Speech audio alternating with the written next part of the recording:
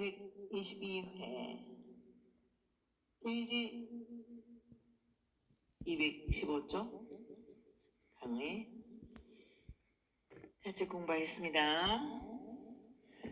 그때 일체중생회관보살이 1월 정명덕 부처님께서 동쪽에서 태양이 솟아올라 서쪽으로 지듯이 열반에 드시는 장엄한 광명을 보고 중생적인 마음이 움직였다.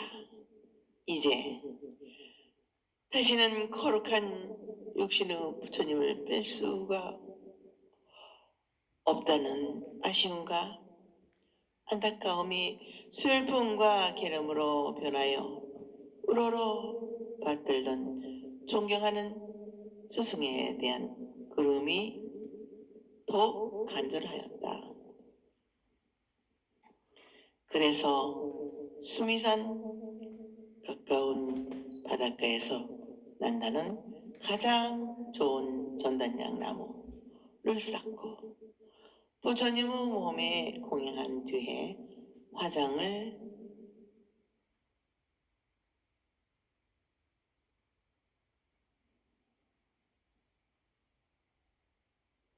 모셨다. 불이 다 꺼진 뒤에 슬피 울면서 부처님의 사리를 거두어 84,000 보배병을 만들어 사리를 담아 84,000의 탑을 세웠습니다. 그 탑의 높이는 3세계보다 더 높고 탑 위에는 깃대를 세워 장엄하고 여러 가지 깃발과 일산 등을 들이우고 소리나는 방울을 달아 지나는 사람들이 아름다운 탑을 바라보고 부처님의 덕을 생하게 하였다. 이렇게 84,000의 많은 탑을 세워 간절한 마음 지극한 정성으로 공양을 올린 보살은 여기에 만족지 않고 다시 이것보다 더 뜨지는 공양을 올리려 한다. 그는 많은 보살, 큰 제자, 하늘, 용, 야차들에게 네 이제 1월 정명덕 부처님의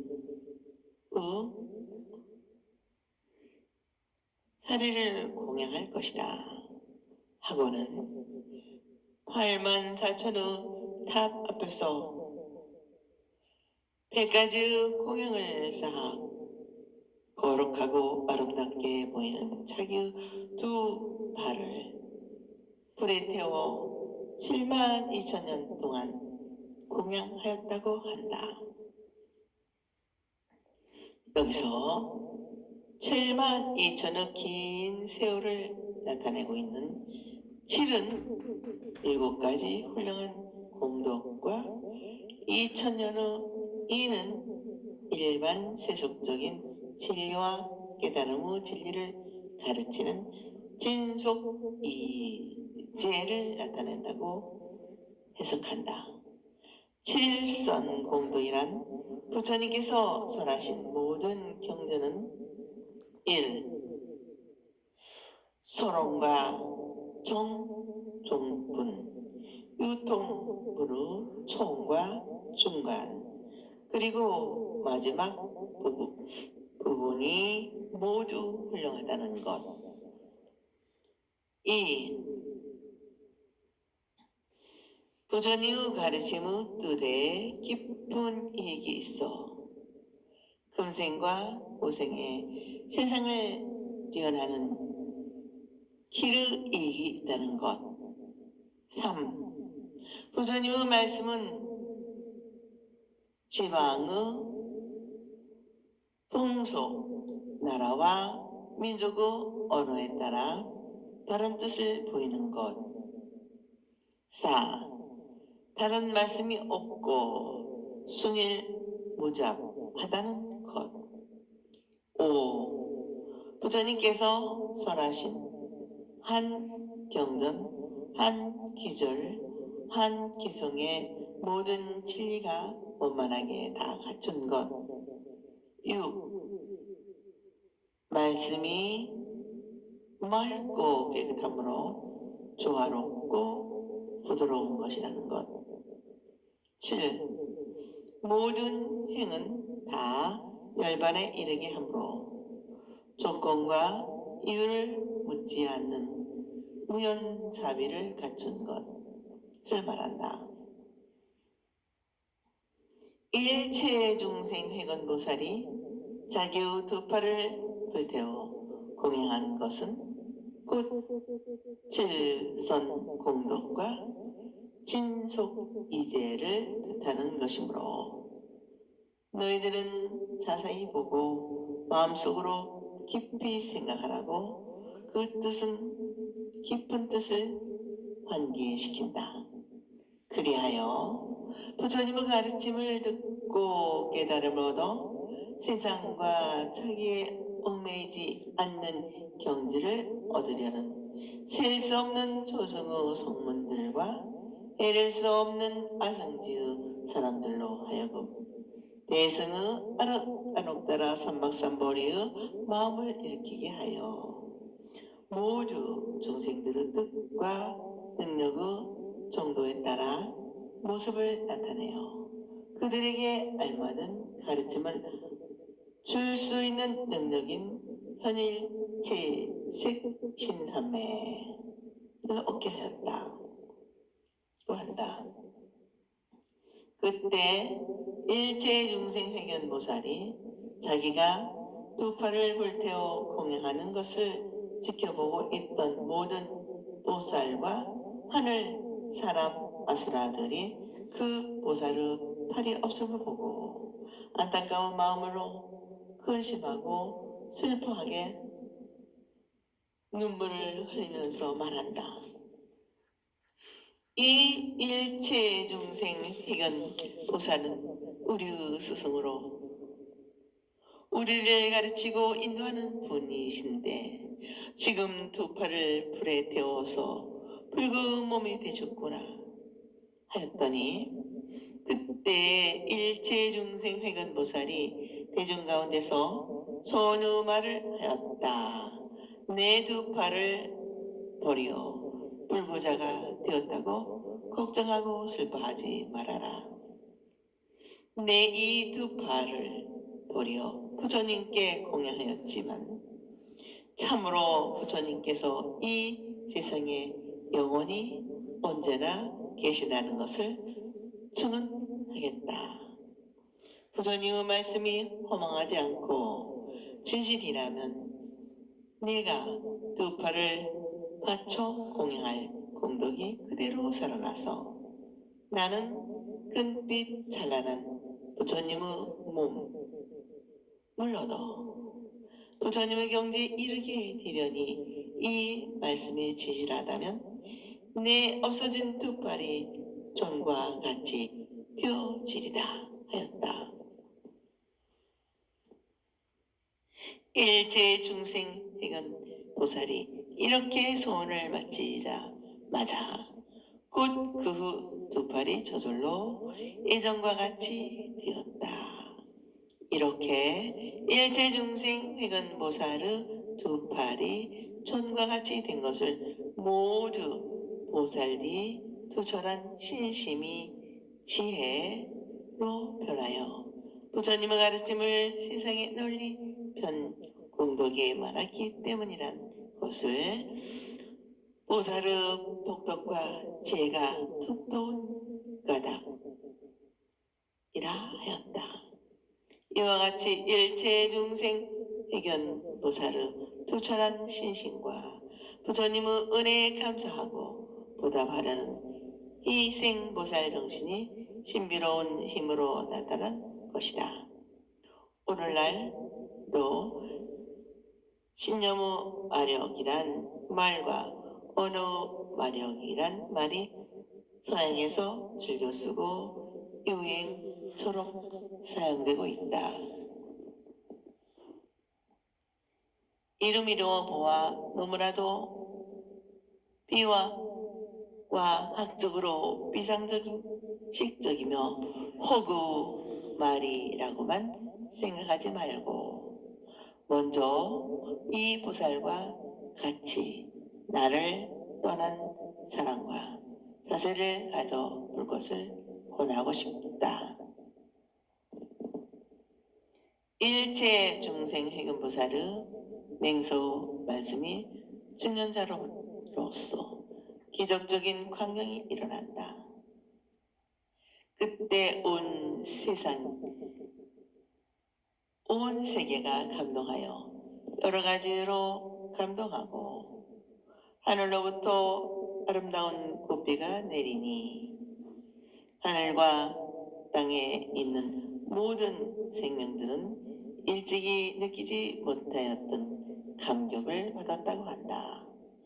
다시 말하면 생명을 가진 모든 존재는 다 불성을 가지고 있고 불성이 있는 자는 반드시 부처가 된다는 투철한 신심이 자신들로 부처님의 가르침으로 구원받을 수 있다는 확신에서 감동하고 기쁨을 누리게 되었다는 것이다.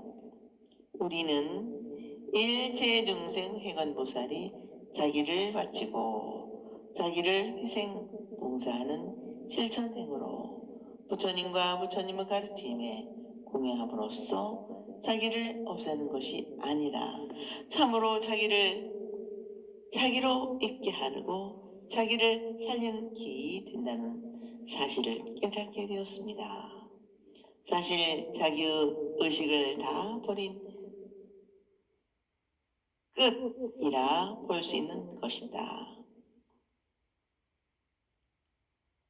이 자비로운 희생봉사는 인간 자신의 내적 행동을 충분히 발현시켜주는 공유와 영적 교섭의 동시적인 체험이다. 이 실천적 체험을 통하여 나는 전체와 하나가 된다. 내가 너를 위하여 완전히 바칠 때 너와 나는 길이 있게 되고 함께 사는 것이다. 이렇게 하는 것은 인간의 원초적인 생명의 소리, 불성의 소리, 양심의 소리의 응답인 것이다. 그래서 이 소리와 부름을 우리는 우리 자신에게도 베풀어 주는 내적인 소리라고 오늘의 서양 철학자들도 말하고 있다. 우리는 일체 중생 회견보살의 자율적이고 긍정적인 행위를 나의 확신과 판단으로 받아들일 수 있다면 내 삶을 통해 몸소 실천되어 인격화되고 육화되어 나타나야 한다. 나 자신의 확신과 판단을 따른다면 나는 나 자신이 되는 것입니다. 내가 이 보살의 체념을 나의 것으로 받아들인다는 것은 내가 참으로 죄송합니다. 살아 있다는 것을 긍정하고 참삼의 뿌리를 내리고 있다는 것을 의미하게 되는 것이기도 합니다. 오문번역 부처님께서 수강화 보살에게 이르시되 너 생각이 어떠하냐? 일제중생 회견보살이 어찌 다른 사람이겠느냐? 지금의 양광보살이다.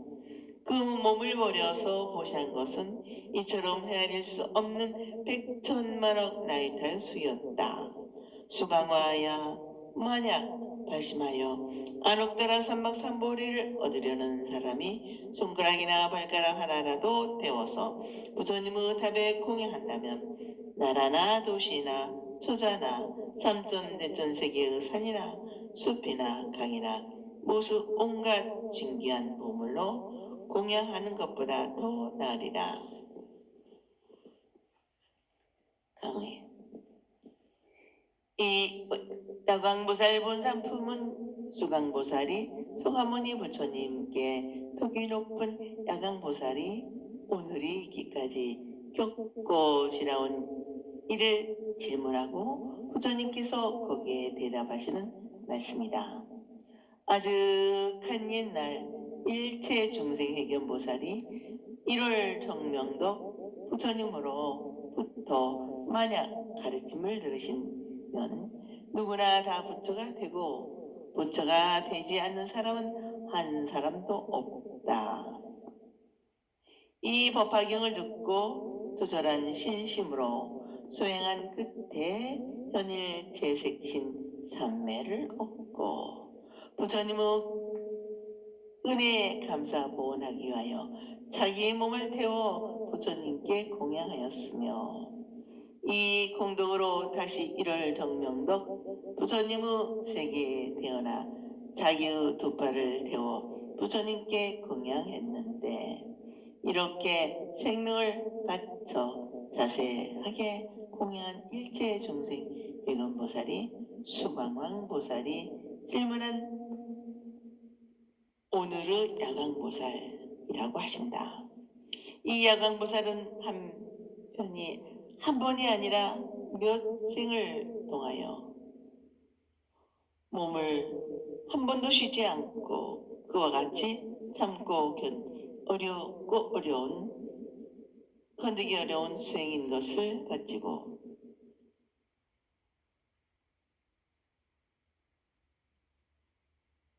몸으로 부처님의 가르침을 그대로 실천하는 시간은 너무나 길고 오래여서 우리의 상상을 초월한 백천만억 나일타라 된다고 하신다. 만약 어떤 사람이 부처님과 같은 인격과 지혜를 얻어 이 세상과 모든 중생을 구원하겠다는 마음을 내고 안옥다라 삼박삼보리를 얻으려면 손가락이나 발가락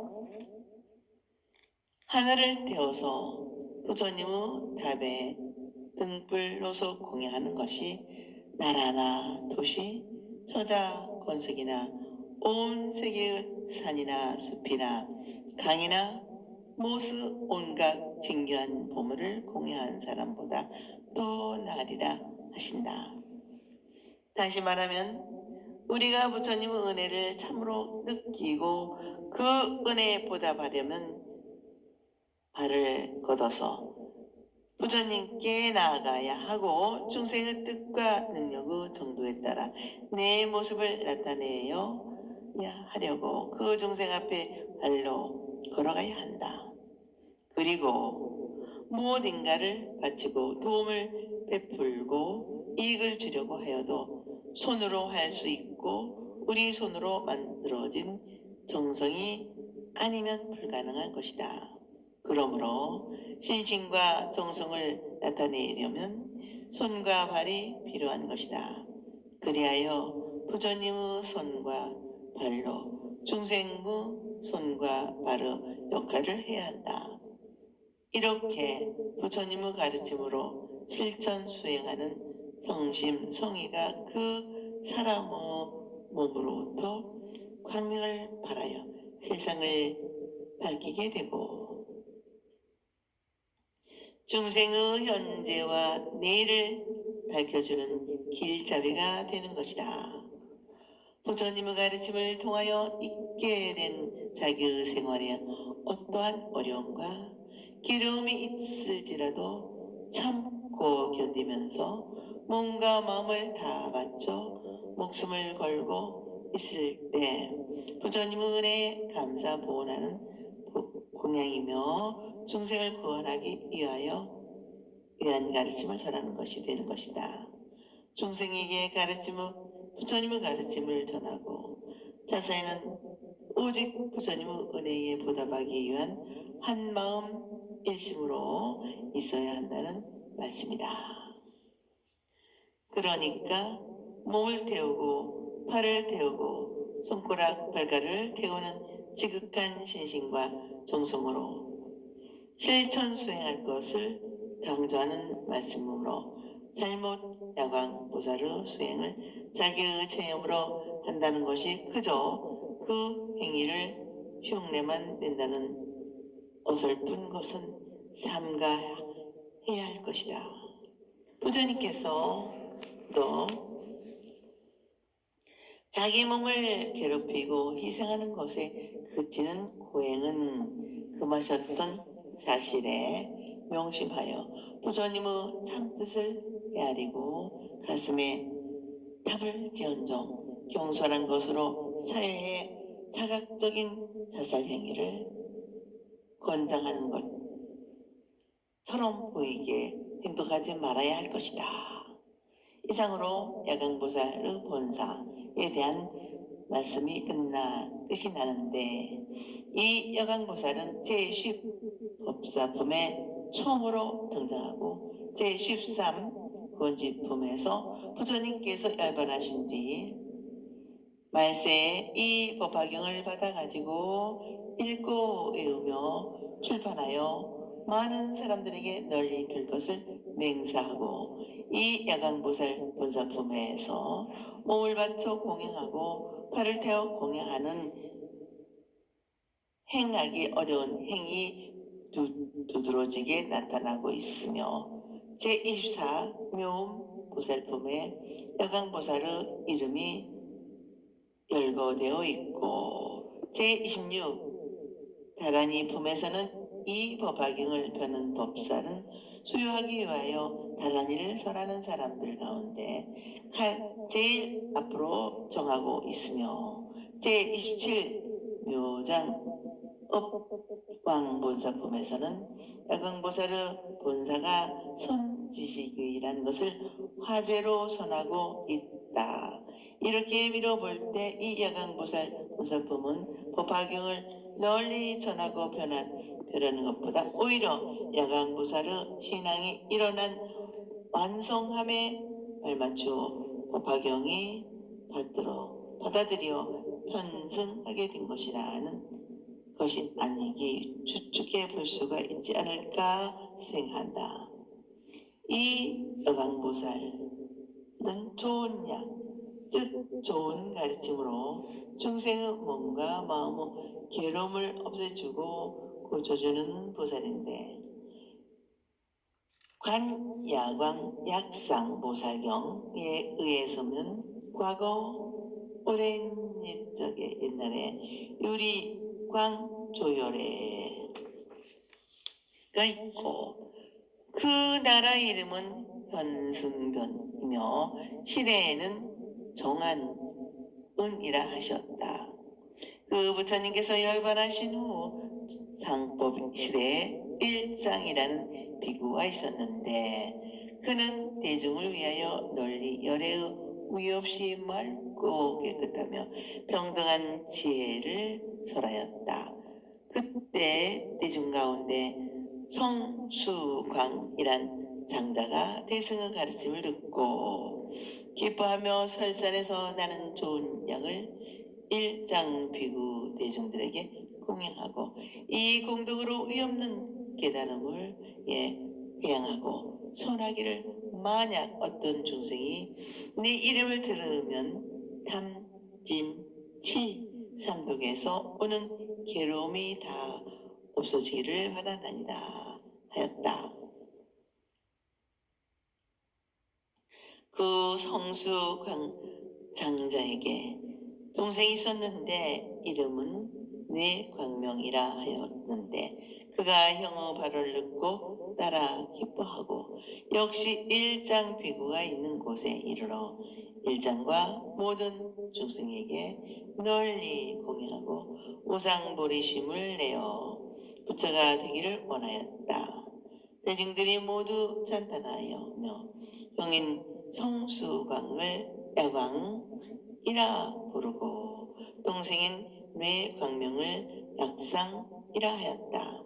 그 두 보살은 정정한 수행을 닦아 야광보살은 미래의 부처가 되어 정한 열애라 할 것이며, 야광보살과 야광왕 보살을 따라 부처가 되어 정장열애라 할 것이라 하였다.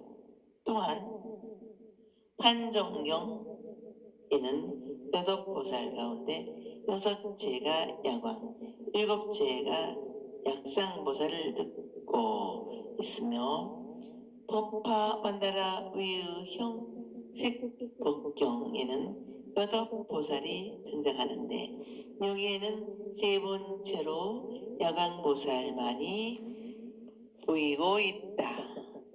그 보살의 모습은 머리에 아름다운 보배의 관을 쓰고 감색의 머리를 귀밑까지 내리두고 몸의 모습은 아침 햇빛처럼 맑고 환하며 왼쪽은 정을 나타내며 주먹을 무릎에 대고 오른쪽은 지혜를 나타내어 구름 위의 태양이 되어 있다.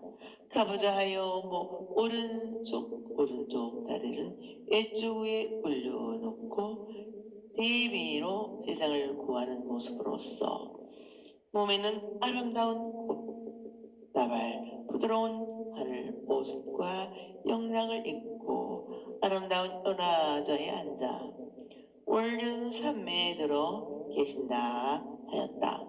그리고 이 법화경 야광보살 본사품 등의 야광보살에 대한 기록을 읽을 수 있으며 정토교에서는 아미타불의 25보살인 가운데 한 보살이라고 한다. 원문 번역.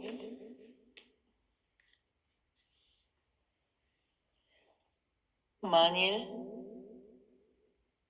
다시 어떤 사람이 7가지 보배로 삼천대천 세계를 가득 태워서 부처님과 큰 보살과 벽집을 아라한에게 공양하더라도 이 사람이 얻은 공덕은 이 법화경 한 기조로 사고 개송만을 받아가지는 것만 갖지 못하니 이 경을 받아가지고 복덕 공덕이 가장 많을 것이니라. 수강화야 비유하면 모든 냇물이나 강물의 모든 물 가운데서 바다가 제일이듯이 이 법화경도 또한 이와 같다. 모든 열애께서 설하신 경전 가운데서 가장 깊고 크리라. 또한 도산, 혹산, 작은 천리산, 큰 천리산과 10개의 외로운 산의 여러 산 가운데서 수민성이 제일이듯이 이 법화경도 또한 이와 같아서 모든 경전 가운데서 가장 으뜸이라. 또 여러 별 가운데서 달이 제일이듯이 이 법화경도 또한 이와 같아서 천만호 가지의 모든 경전과 가르침 가운데서 가장 밝게 비치니라. 또 해, 태양 모두 어둠을 없애는 것과 같이 이 경도 또한 이와 같아서 능히 모든 저까지 못한 어려움을 깨뜨린다. 또 모든 작은 왕들 가운데서 전륜선왕이 가장 제일이듯이 이 경도 또한 이와 같아서 여러 경전 가운데서 가장 존귀하느니라. 또 제석천왕이 33천 가운데에서 왕이듯이 이 경도 또한 이와 같아서 모든 경전 가운데 왕이니라. 또 법천왕이 모든 중생들의 아버지인 것과 같이 이 경도 또한 이와 같아서 현명한 사람과 배울 것이 있는 사람과 배울 것이 없는 사람과 보살의 마음을 내는 사람들의 아버지가 되리라. 또 모든 본부들 가운데에서 수다원, 사다원, 아라한과 또 찌불이 제일이듯이 이 경도 또한 이와 같아서 모든 여러께서 설하신 것과 보살이 설한 것과 성문이 설한 모든 경전과 가르침을 가운데서 가장 제일 되느니라. 능히 이 경전을 받아가지 제일이듯이 그 사람도 또한 이와 같아서 모든 중생 가운데서 또한 제일이 되느니라. 모든 성문과 벽집을 가운데서 보살이 제일이듯이 이 경도 또한 이와 같아서 모든 경전과 가르침 가운데서 가장 제일이 되느니라. 부처님께서 이 모든 진리의 왕이듯이 이 경도 또한 이와 같아서 모든 경전 가운데서 왕이니라. 강의 앞에서 여강보살의 지난 세상에 수행한 업적의 사실을 마치고 여기서는 법화경을 받아가지는 사람의 공동을 찬탄하고 법화경의 진리를 바탕이 거룩한 10가지의 비유로 가르침을 증명하고 있다. 만약 어떤 사람이 7가지 보배로 삼천대천 세계를 가득 채워서 부처님과 큰 보살 벽집을 알아내게 지극한 정성으로 공양하더라도 공양을 바친 사람이 받은 공덕은 이 법화경의 한 귀절 사국의 개송을 받아가지는 것만도 못하다. 이 법화경을 받아가져 믿고 실천한 사람이 받는 공덕이 가장 크다고 하신다. 왜냐하면 이 법화경은 누구나 다 부처가 되게 하고 부처가 되지 않는 사람은 없다고 가르치는 절대 생명의 지혜를 말씀하고 있다. 다시 말하면 우리 인간은 처음부터 본래 부처이고 생사가 없는 절대 실제 존재라고 가르친다. 이 가르침을 절대로 믿고 그 가르침을 통한 생활을 한다면 그 생활이 극락정토 생활이 되기 때문이다. 법화경의 가르침의 근본 이념은 우리가 부처가 된다는 큰 깨달음에 항상 있게 하는 것이기 때문에 어떤 경전도 겨눌 수 없이 가장 큰 공덕이 있기 때문이라는 것이다. 그러므로 법화경의 한 기절 사구로 된 개성을 이해하고 믿어도 그 복덕은 가장 많다는 것은 다른 경전의 미칠 바가 못 된다는 것이다. 그리고는 10가지의 비유로 더욱 분명히 증명하시고 있다. 즉 1은 바다에 대한 비유로서 법화경이 부처님께 설하신 모든 경전 가운데서 가장 깊고 크다고 하신다. 크고 작은 냇물들이나 강물, 연못, 호수물이 아무리 많다고 하더라도 바닷물과는 비교도 되지 않고 바다가 제일 크고 넓으며 물도 많다.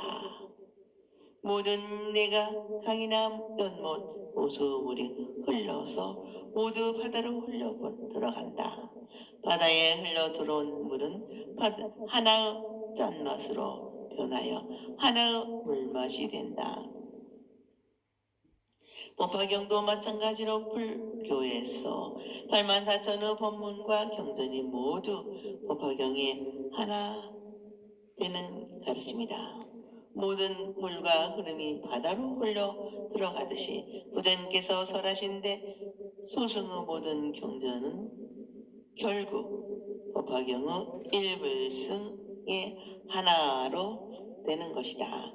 그래서 법화경을 하나의 실상에 돌아가고 하나의 불승에 돌아간다며 하여 만성동기로라 하였다. 또한 바다는 모든 것을 머금고 있는 모든 덕에 비유하고 바다 이외의 크고 작은 흐름을 큰 덕이 아니라는 것이다. 마찬가지로 법화경 이외의 경전은 큰 덕이 아니고 법화경만이 큰 덕이라 하여 가장 깊고 넓은 큰 덕이 바다와 같이 모든 경전 가운데서 가장 심하고 위대하며 으뜸이라 하는 것이다. 그렇기 때문에 법사품에서 만일 이 심오한 경을 들으면 성문의 진리를 결정해 마치니라. 이 경은 모든 경전의 왕이라 하여 법화경이 모든 경전의 뿌리이고 줄기로 근본이라 하였다. 특히 제28 보현보살 권사품에서는 이 법화경을 받아가지고 읽고 외우고 바르게 기억하여 생각하고 닦고 익히면 출판하는 사람은 서가모니 부처님을 직접 배웠고 부처님의 입으로 설하는 경전을 들은 것 같다고 하였다. 이렇게 모든 크고 작은 냇물과 강물 등 모든 물 가운데 바다가 제일 깊고 크고 넓은 것과 같이 법화경이 바다와 깊고 크고 넓다고 하여 전체 불교에 있어서 법화경이 차지하는 위치를 말씀하고 있다. 이는 산에 대한 비유로서 수미산이 모든 산 가운데서 가장 높고 한 세계의 중심부에 위치하듯이 이 법화경도 여러 경전 가운데서 가장 높고 으뜸이라는 것이다.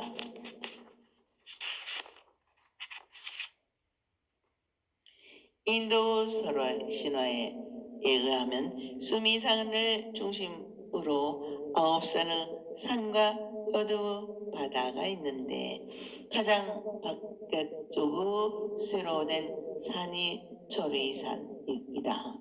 이 철위산을 크고 작은 것으로 구분하여 소철위산, 대철위산으로 나누는데 이 두 산 사이에 어두운 곳은 흑산이라 한다. 여기에 나는 도산은 본본에는 없다. 그리고 10가지 법외로운 산도 본본에서는 나타나지 않는다.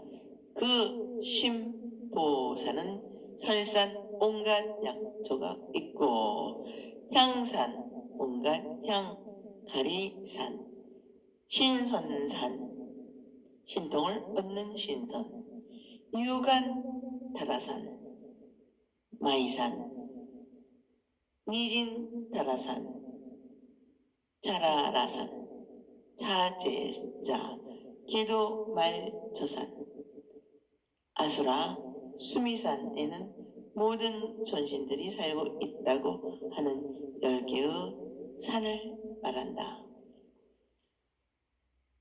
도산과 흑산은 하늘과 사람의 철이사는 성문 연간의 이승과 보살의 수미사는 일불승의 경에 비유한 것이다. 그러므로 법화경은 수미산처럼 모든 경전 가운데서 가장 높고 부처님의 가르침 가운데서 가장 중심적인 가르침과 사상이라는 것이다. 그러므로 법화경이 가장 으뜸이라는 것이다. 3. 다음은 달에 의해 대한 비유로서 달이 무수한 별들 가운데서 가장 밝은 것과 같이 법화경도 모든 경전 가운데서 가장 밝다는 것이다. 고 하는 것이다. 밝다는 것은 중생의 어두운 마음을 밝힌다는 것으로 다른 별들이 점차로 밝아지듯이 다른 경전은 방편으로 가르침으로 성문, 영가, 보살의 삼승을 점차로 깨닫게 하여 부처님의 경지에 들게 하는 것이지만 이 법화경은 구경의 깨달음을 비추어 바치는 마음이 없는 지혜의 광명이라는 것이다. 우리 중생이 지혜롭지 못하여 무명에 의해 생사유전의 길에서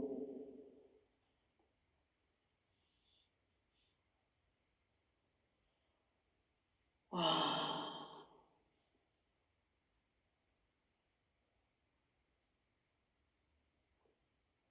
다시 한번 음미해야 할 대목입니다. 이 법화경의 구경을 깨달음에 비춰 밝히는 다함이 없는 지혜 광명이라는 것이다. 우리 중생이 지혜롭지 못하여 무명에 의해 생사유전의 길에서 헤매고 있다. 생사유전의 길에서 헤매고 있다.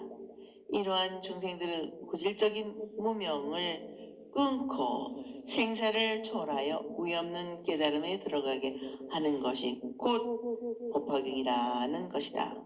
다른 경전에서는 성문 영각의 삼승들은 성불하지 못하는 것으로 되어 있으니 법화경에서 사리부를 비롯한 이승들에게 차례로 성불할 것을 허락하신다고 예언하시는 수기를 주신다. 그래서 법화경을 수기경이라고 하는 것이다. 4. 태양에 대한 비유로서 태양이 솟아오르면 온 천지의 어둠을 없애고 모든 생명을 살리고 있게 하는 것과 같이 이 법화경도 마찬가지로 모든 중생적인 어리석음과 죄악의 어두운 그림자를 없앤다는 것이다. 태양이 온 세상의 어두움을 환하게 밝히듯이 이 법화경의 가르침은 중생의 어리석은 어두운 마음을 밝혀 지혜로운 광명으로 살아가게 하고 온 세상을 밝게 하는 것이다. 지금까지 등불, 햇불, 별빛, 달빛, 이 어두움을 밝힌다는 말씀이 있었는데 이것은 모두 경전이 이성의 깨달음을 가진 소승의 가르침으로 존재한다는 것에 비유한 것이다. 그에 대하여 태양의 이 능히 모든 어둠을 깨뜨린다는 것이 법화경이 신통력으로 보이는 환상의 성을 없애고 보물이 있는 곳으로 인도하듯이 중생을 일깨워 정문의 가르침을 주어 방편을 없애는 것과 같고 태양의 빛이 별과 달의 빛을 받아 그림자를 나타내지 않는 것과 같이 하는 것이다. 그리고 별과 달은 태양의 빛을 받아 빛나고 태양계를 떠나지 않고 그 주위를 돌고 있듯이 법화경은 성문 영각이 따로 존재하는 것이 아니고 모든 일승의 가르침이라고 본다. 그러므로 안으로 보살행을 숨기고 겉으로 성문을 나타낸다고 보았으며 성문의 행위 그대로 보살행이라고 설하고 있다. 법화경의 일승이 가르침은 모든 사람들을 다 성불할 수 있다는 인간의 본질을 평등하다고 설한다. 그러니까 성문영과 법화경의 거룩한 가르침으로 자기가 자기로서 자기 자리를 빛낼 수 있고 부처님의 지혜 광명을 향한 노력이며 수행이다. 이 노력과 수행은 빛을 향해 세계 행사로 하나의 빛 속에 갈무리 되는 것이다. 아무리 밝게 빛나던 별과 달도 낯이 되어 태양이 빛나면 태양 앞에서는 제 빛을 잃고 있다는 달이 낯이 되어 태양의 빛나면 태양 앞에서는 제 빛을 잃고 마는 것과 같다. 5.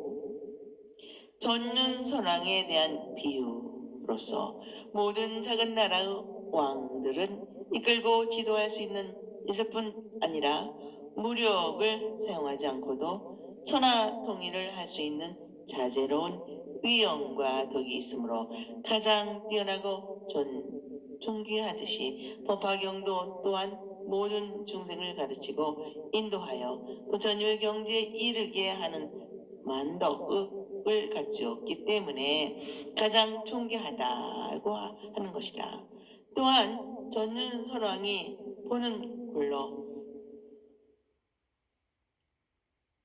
사방을 항복받는다고 하여 전윤선왕의 아들이라 하듯이 부처님께서 가르침을 설하시어 중생을 기호하는 것은 진리의 순례받기를 굴린다고 하는 것과 전윤선왕이 속계의 최고 이상자인 것에 비하여 윤모를 굴린다는 것과 비유한 것이다. 본문에서는 전윤선왕의 비유를 찾을 수 없다.